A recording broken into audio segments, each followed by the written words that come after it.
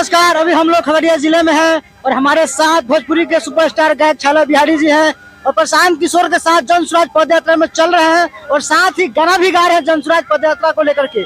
आखिर प्रशांत किशोर के साथ क्यों जुड़े जन स्वराज पद यात्रा में? प्रशांत किशोर जी की सोच जो है ना बहुत यूनिक है, क्योंकि अभी तक मैंने नहीं देखा है या मैंने नहीं सुना है किसी भी पॉलिटिशियंस ने बिहार की जो सबसे ज्वलंत समस्या है पलायन, भ्रष्टाचार और रोजगार, इस पर आज तक किसी पॉलिटिशियन ने बात नहीं की। इन्होंने उस मुद्दे को पकड़ा है कि अगर जन स्वराज की स्थापना होगी तो हम लोग सबसे पहले, बल्कि इन्होंने तो कह दिया कि 1 साल के अंदर हम आपके गांव में 10 से 15 हजार का इंतजाम करवा देंगे आपके बच्चे के लिए। लेकिन ये होगा क्या? सबसे बड़ी सवाल आ रही है कि मतलब बिहार में उतना भी धनवान राज्य तो है नहीं, तो फिर ये बिहार के पूरे जो नौजवान बाहर गए हैं उनको बुला करके ही रोजगार देने की बात की जाए, कैसे पॉसिबल है? नहीं, वो सुनने में मुश्किल थोड़ा जरूर लगता है, लेकिन हमने एक जगह भी चर्चा की थी तो इनकी जो टीम है आईपैक, जहाँ ये रोज बैठते हैं, जैसे अभी 2 दिन पद यात्रा नहीं थी वो बैठ कर होमवर्क कर रहे थे, इनकी टीम ने कहा कि सब पे होमवर्क बहुत तगड़ा हो रहा है। मैं एक बात बोलता हूँ, ठीक है इन्होंने कहा है 1 साल में हम देंगे, अगर 1 साल में नहीं भी दे पाए, हम 5 साल में भी, अगर 5 साल में 10% 20% लोगों को भी देंगे तो बहुत बड़ी बात होगी ना। अभी तक तो इस पे बात ही नहीं हो रही ना, और मैं ऐसा मानता हूँ कि जो आदमी बात करेगा वही ना काम करेगा, जो बात ही नहीं कर रहा है। आज तक तो यहाँ चुनाव सिर्फ जात पात पे, इसके अलावा तो कोई बात ही नहीं करता है ना। आज भी बिहार में सिर्फ जात पात है कि और भी राज्यों में है? अब बात कर रहे हैं जात पात पर। देखिए, प्रशांत किशोर जी का कहना है कि सभी राज्यों में जात है, लेकिन हमको ऐसा लगता है कि हम लोग जात पात पे ज्यादा मरते हैं। और आज भी आप देखिए राहुल गांधी को जातिगत जनगणना करवा रहे हैं, और आज भी जो चचा भतीजा सरकार में थे तो वो एक ही चीज जातिगत जनगणना जाता है। अरे भाई, जातिगत जनगणना तो करवा ही रहे हो। जातिगत एक सर्वे थी, वो तो इकोनॉमिकल कंडीशन को लेकर के बनाया गया था, उसमें तो ऐसा कुछ था नहीं था नहीं तो, लेकिन लॉलीपॉप तो पब्लिक को दिखला रहा है ना, पब्लिक को तो बता रहा है। तो कहा जा सकता है कि प्रशांत किशोर भी लॉलीपॉप फेंक रहे हैं, कह रहे हैं कि 2400 भीख नहीं 2000 हम पेंशन देंगे, और एक ही साल में जो वादा कर रहे हैं भी तो लॉलीपॉप फेंक रहे हैं। चलिए मान लिया जाए लॉलीपॉप फेंक रहे हैं, लेकिन आप एक चीज मैं बताता हूँ, आपके बगल के राज्य में झारखंड में 1000 रुपया मिल रहा है कि नहीं मिल रहा है? तो आप 400 रुपया दे रहे हैं, क्यों दे रहे हैं बताइए? तो अगर आप नीतीश कुमार से अगर पूछा जाता है कि बगल के राज्य झारखंड में 1000 रुपया मिल रहा है, आप यहाँ 400 रुपया क्यों देते हैं? कहते हैं यहाँ खेती बाड़ी है। अरे भाई, खेती बाड़ी कितने लोगों के पास खेती बाड़ी है? देखिए, अगर वो बात कीजिएगा लॉलीपॉप, तो लॉलीपॉप तो किसी को नहीं देना चाहिए, क्योंकि व्यक्ति जो करने वाला होगा उसको रोटी नहीं देना चाहिए, पब्लिक को रोटी का इंतजाम करना चाहिए। तो लेकिन लोगों को ऐसा लगता है कि अगर कुछ लॉलीपॉप नहीं देंगे तो लोग में ये नहीं आएगा। तो चलिए, इसको लॉलीपॉप मान सकते हैं आप, थोड़ा तो सबको देना पड़ता है। मोदी जी जो 4-5 किलो अनाज दे रहे हैं, क्या लॉलीपॉप ही है? नहीं तो विपक्षी लोग जो बोलता है 72,000 दे देंगे तो पब्लिक से भाग जाएगी। तो एक बार जब आदमी आता है सरकार में, जब आता है और जिसके पास विजन है वो काम तो करता है ना।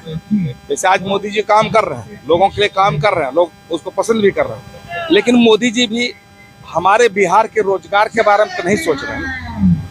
काम तो उनका चल ही रहा है। ये अगर अभी रोजगार की बात कर रहे हैं, पलायन को रोकने की बात कर रहे हैं, तो ये बेस्ट ऑप्शन है। बिहार में अभी तक चुनाव इन मुद्दों पे नहीं हुआ, इसलिए मुद्दा बहुत अच्छा है।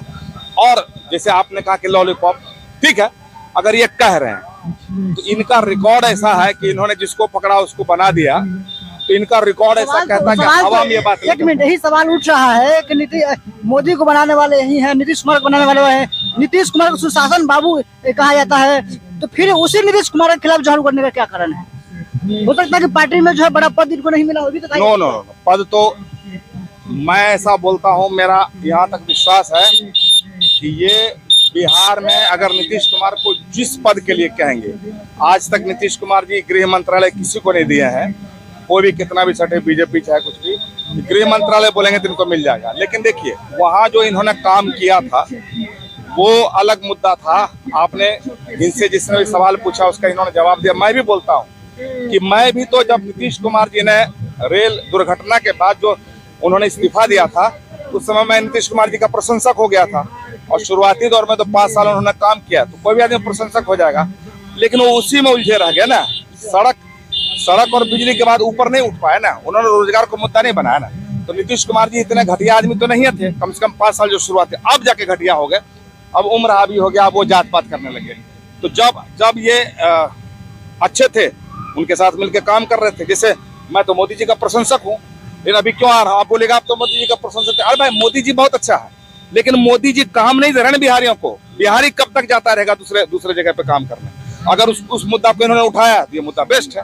तो हमको अगर अच्छा लगेगा जो व्यक्ति, हमको आप बहुत अच्छे हैं, अगर आपसे कोई अच्छा मिलेगा तो हम उसके साथ चले जाएंगे। ये लोकतंत्र सवाल उठ रहा है कि कांग्रेस की विचारधारा पे जो है जन स्वराज पदयात्रा निकाली गई है। कांग्रेस के साथ इनका बातचीत हुआ तो बात नहीं बनी, तो फिर इन्होंने अपनी पार्टी बनाने के लिए पदयात्रा निकाली हुई है। जी नहीं, आप बहुत अच्छी बात, आपने बहुत अच्छी बात कही। ये मुद्दा मुझे शुरू में खला कि कांग्रेस के पास गए जब बात नहीं बनी। ये किसी पार्टी में सिर्फ जाना नहीं चाहते हैं। मोदी जी के पास जब गए, मोदी जी का जब काम इन्होंने किया, तो मोदी से अलग क्यों हुए? किसी भी पद के लिए अलग नहीं हुए। इन्होंने जो मोदी जी के लिए काम किया था, तो इन्होंने एक होमवर्क किया था कि ऐसे ऐसे करके शासन किया जाएगा। वो ये जल्दी से जल्दी लागू करना चाह रहे थे, जिसमें मोदी जी ने असमर्थता जताई, इसलिए वहां से भागे। इनका ये जैसे घूम रहे ना, मतलब कांग्रेस में क्यों नहीं अंदर जाने दिया गया?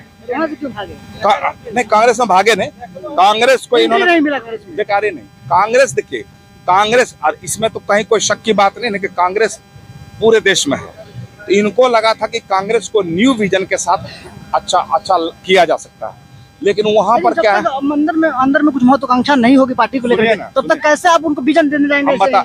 महत्वाकांक्षा, अब जैसे मैं आ रहा हूँ, ठीक है, यहाँ पे काम आ रहा हूँ, तो क्या मैं बोल रहा हूँ हमको सीएम बना दीजिए? अरे भाई, जहाँ काम होगा वहाँ बहुत सारा स्कोप रहता है। आप क्यों जुड़े? मतलब आप तो अच्छी खासा पैसा कमा रहे थे, संतुष्ट है जीवन में, तो फिर आप क्यों? बहुत अच्छी बात है, जब अच्छा पैसा कमा ही रहे तो क्यों जुड़े? भाई, धरती के प्रति मेरा कुछ कर्ज नहीं क्या? धरती की ऐसी मिट्टी में पले बढ़े हैं ना, आज हम बड़ा आदमी बन गया, आज मेरे पास नाम शोहरत पैसा सब कुछ है। इनको हमने क्या दिया? हम तो इतना कमा लिए, अब कुछ भी नहीं करेंगे तो हमको दाल रोटी का कोई प्रॉब्लम नहीं होगा, हमारे बच्चों को भी नहीं होगा।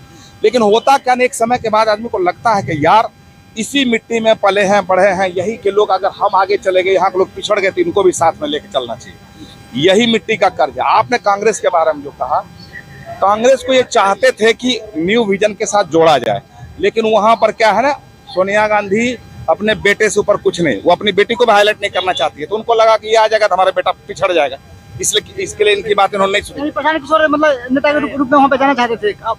अरे सोचे थे कि हिंदुस्तान की सबसे बड़ी पार्टी है, इसको नए तरीके से इसी को दाल रोटी के साथ जोड़ा जाए, इसी पे न्यू विजन दिया जाए, इसी से बिहार का कल्याण करवाया जाए।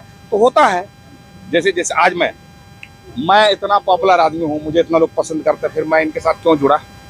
मुझे लगता है कि इनके साथ काम करने का मौका मिलेगा, और इनके साथ जो टीम है ना, बहुत जबरदस्त है, उनका होमवर्क बहुत तगड़ा होता है।